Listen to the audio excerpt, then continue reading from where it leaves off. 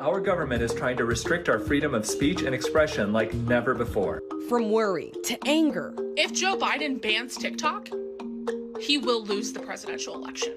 To cautious optimism. I think I probably will have a mental breakdown when it does happen. But we don't quit. A potential nationwide ban on TikTok has many content creators and small business owners on edge, dozens converging on Capitol Hill. Do you think that your small business could survive without TikTok? Unfortunately, I don't think so. I think that so much of our community and the way that people find us is driven by TikTok that if that were to go away, our business wouldn't thrive. This app is a huge part of American culture today, and to ban an app of that size would be unprecedented. TikTok, which has about 150 million American users, is under increasing pressure to address concerns over potential threats to privacy, national security, and the mental health of young people. Our approach has never been to dismiss or trivialize any of these concerns.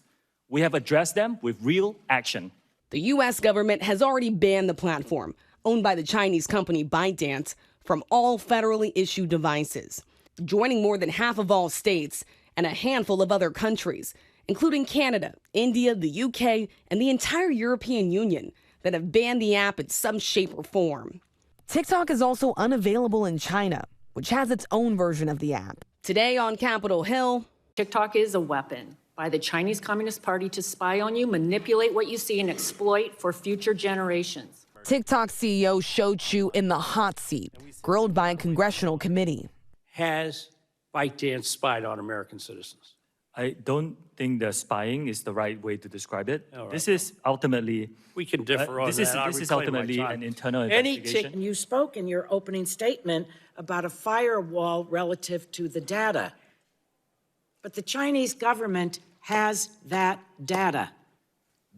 How can you promise that that will move into the United States of America and be protected here? Congresswoman, I have seen no evidence that the Chinese government has access to that data. They have never asked us. We have not provided. Well, you know what? I find that actually preposterous. In one of the hearing's most tense moments, Congresswoman Kat Cammack presented a TikTok video posted more than a month before the hearing that appeared to threaten the committee with gun violence.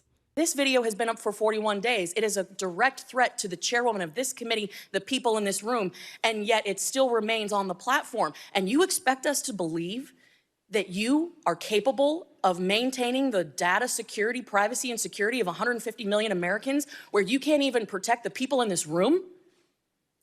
I think that is a blatant display of how vulnerable people who use TikTok are. Midway through the hearing, Chew received notice that the video was taken down. Tensions with China have been building up this year since a suspected Chinese spy balloon was spotted flying over the U.S. The center of that relationship really is technology. The U.S. has increasingly tried to tighten the screws and make it more difficult for China to obtain advanced technologies. Something like TikTok, which is a super influential social media company, is in those same crosshairs. The Biden administration is now demanding TikTok's Chinese owners sell its stake in the company or face that nationwide ban. But Chew says he's working on a plan to hand the reins of U.S. operations over to American company Oracle, which is based in Austin, effectively sealing off American data. It's part of a plan called Project Texas. Now, that's what we've been doing for the last 2 years, building what amounts to a firewall that seals off protected U.S. user data from unauthorized foreign access. The bottom line is this: American data stored on American soil by an American company, overseen by American personnel. But some say that's not enough. Your platform should be banned. I expect today you'll say anything to avoid this outcome. That Project Texas is more than a marketing scheme, or that your ties to the Chinese Communist Party through ByteDance is just a myth. We aren't buying it. Concerns about TikTok accessing user data aren't just all paranoia. The company has admitted to surveilling American journalists, including Emily Baker White, who came to D.C. to cover the hearing. After I wrote my first few stories about Project Texas and about TikTok and ByteDance's sort of approach to data management, I got a big leak from inside the company. Someone inside the company gave me a bunch of audio recordings of meetings about Project Texas. In an effort to discover the leak, a team of ByteDance employees launched a surveillance project called Project Raven, pulling information from Emily's personal TikTok account to monitor her IP address. And the theory was that if they could match my IP address to the IP address of one of their employees, they could maybe place me and an employee at a Starbucks or at a library at the same time, and then maybe figure out who was talking to me. What was the moment like when you discovered that they were tracking your IP address and your data? I knew it was a big story because I knew that if they could do this to me, they could potentially do it to other people. And there were really big ramifications to that. ABC News has learned the Department of Justice launched an investigation into ByteDance, in part because of what happened to Emily. In a statement to ABC News, a ByteDance spokesperson said, "We have strongly condemned the actions of the individuals found to have been involved, and they are no longer employed at ByteDance. Our internal investigation is still ongoing, and we will cooperate with any official investigations when brought to us."